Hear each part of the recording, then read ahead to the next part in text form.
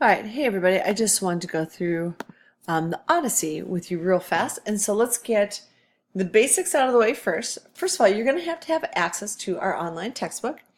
And so go to my Canvas site and click on links that you need. That's at the bottom of the page. And then you'll find the online textbook there. I believe I put a PDF file and I also put down a link where you could click on it if it's easier. Now, if neither one of those work for you, then I'm going to have you just come on in and you can use one of my textbooks. It has to stay in the classroom, so that might be an issue. Otherwise, we can always have you go down to the office and then you can just request a textbook and they'll make sure you get one. So you have lots of options, either through Canvas or you can stay in my room and read it before or after school, or you can request a textbook from the office. But anyway, just a real quick overview of the Odyssey. This is what I went through in class on Friday and on Monday, and we looked at this painting and we had a discussion about what was happening in it, and we talked about the history behind it. But the main part was we were talking about the content. And so most students found that the apple was pretty important and that these women were. Well, the reason why this is important is because this kind of sets off the Iliad. And the Iliad is the first of two books, the Iliad and the Odyssey, and they're both written by Homer. And the Iliad basically tells the story of the Trojan War. And this painting will give a little bit more of an explanation about why the Trojan War occurred. But we have an apple that had to be given to one of the three goddesses. And in Paris, this poor guy right here chose Aphrodite. And Aphrodite promised him the most beautiful woman in the world, and her name just happened to be Helen. The problem is, or was, Helen was married to King Menelaus. And so Paris went over and he basically stole Helen, and a war ensued. And so Menelaus said, hey, all you suitors that were going after my wife when we were all like trying to, make her our wife, you had a pact. We had a pact that we were all going to stick together no matter what happens to honor Helen, no matter what. So we need to go to war. Well, that's basically how the Trojan War occurred. In class, I went through it in much more detail, but so war occurred, and long story short, the very end of the war, and it's been 10 years, and Odysseus, the main character of the Odyssey, which we're going to be reading excerpts, Odysseus, who did not want to even be there in the first place, he left his home in Ithaca, and when he left, it was 10 years prior, because he's been at war for 10 years, and his baby son was just born. And what Odysseus did was he came up with the idea of the Trojan horse. And the Trojan horse, you probably have heard before, is where you build a wooden horse, and they said, hey, okay, you guys, you win, here's your trophy. And it's this massive horse, and they bring the Trojan horse within the walls, and Troy was all like, yay, hey, we won. Well, while they were celebrating, then the Greeks crawled out of the horse, and then they basically, won the war, or won the battle.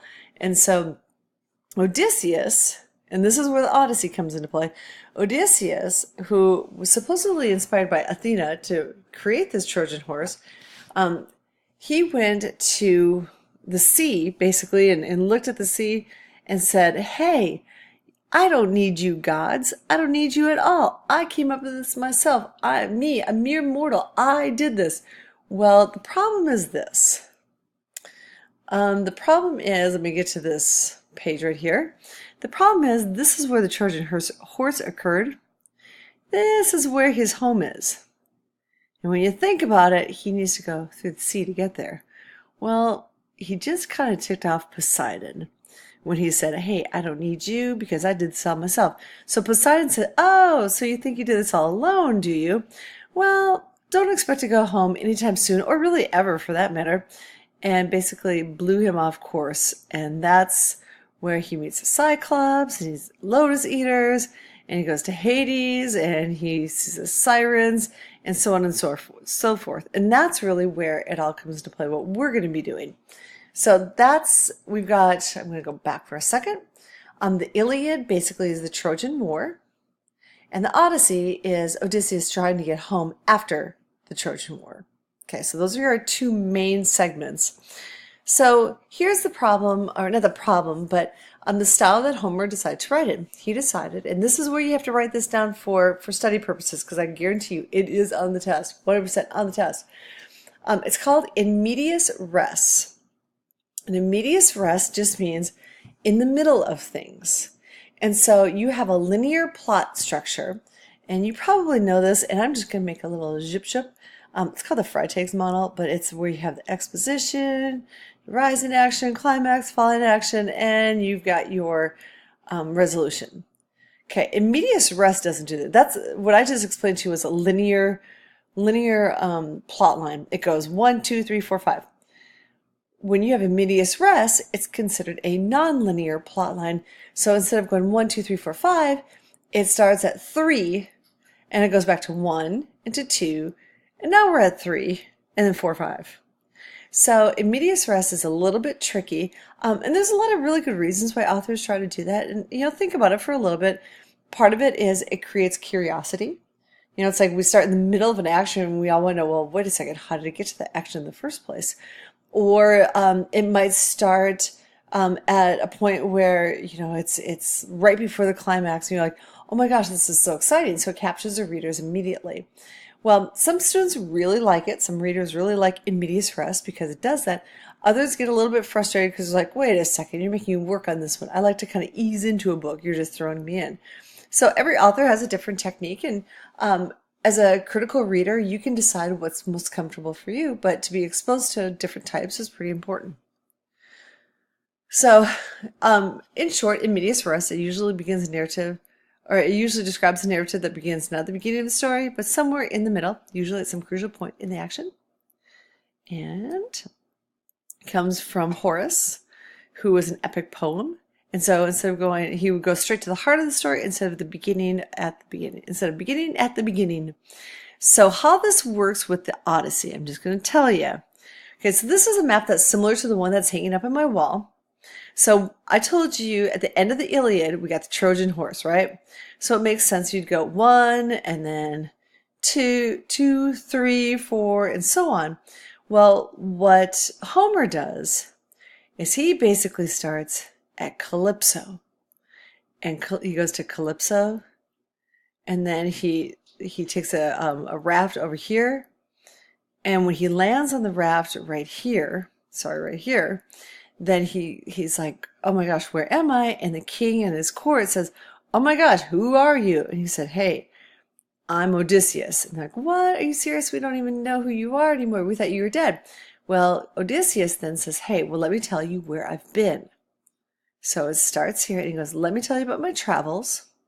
First, there's the Trojan horse, and then the Cicones, and then the Lotus Eaters, and the Cyclops, and then he keeps on going through all of his travels, and then I'm finally here.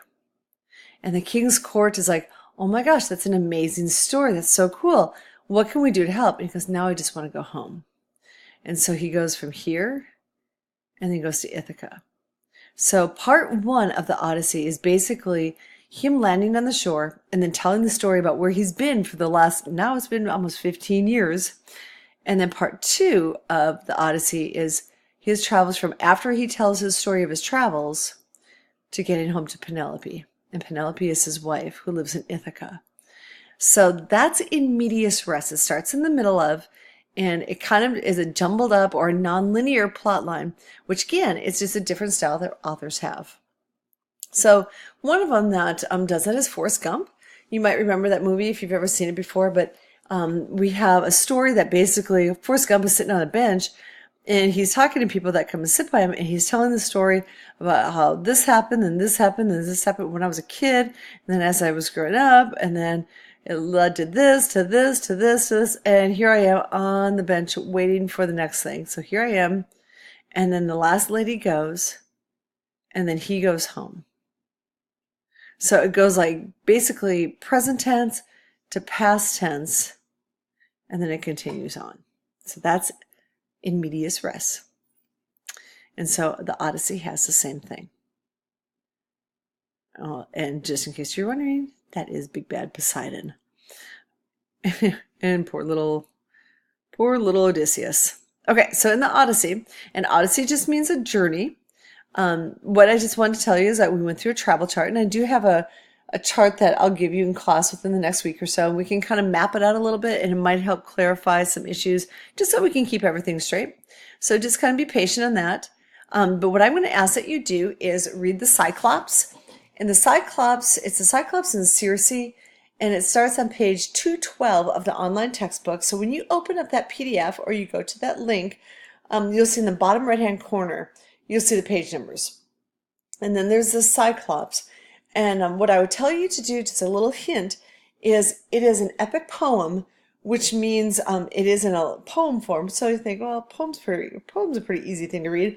I would strongly suggest that you read it from capital letter to end mark. So capital letter to period. And some students like to read it out loud so that they can kind of hear it, because a poem form can kind of mess with you, but if you can transform it out loud into almost a story, like a narrative, it might help you out. The other thing you might want to do is think about some reading techniques that have worked for you in the past. Like maybe you read every, 10 lines or 3 sentences, and you stop and you write a quick, summary. Okay, what did I just read? And don't get too hung up if you're struggling with a couple of the lines. That's okay. It's okay to struggle a little bit.